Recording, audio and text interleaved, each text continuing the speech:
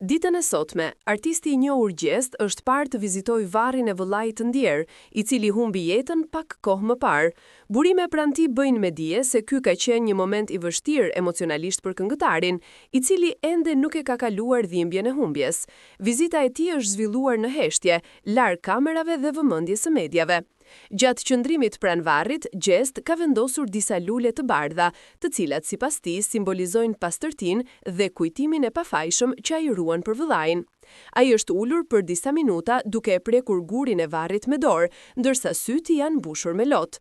Të pranishmit thonë se ai është përpjekur të ruajë qetësinë, por emocionet ishin të dukshme.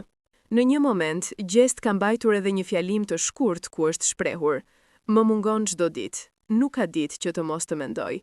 Ti ke qenë forca ime dhe vazhdon të jesh. Do të mbaj gjithmonë me vete, në çdo hap që hedh."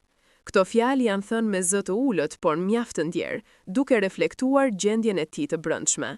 Familjarët thonë se humbja e vëllait ka qenë goditje shumë e rëndë për të. Edhe pse ai është përpjekur të vazhdojë aktivitetet artistike dhe jetën e përditshme, dhumbja mbetet ende e pranishme. Miq të afërt bëjnë me dije se ai shpesh e kërkon qetësinë në vendin ku prehet vëllai, duke e konsideruar atë si mënyrën më të natyrshme për të ruajtur lidhjen shpirtërore. Kjo vizitë e sotme ka prekur shumë nga fansat e tij, të cilët kanë shprehur mbështetjen e tyre në rrjetet sociale me mesazhe ngushëllimi.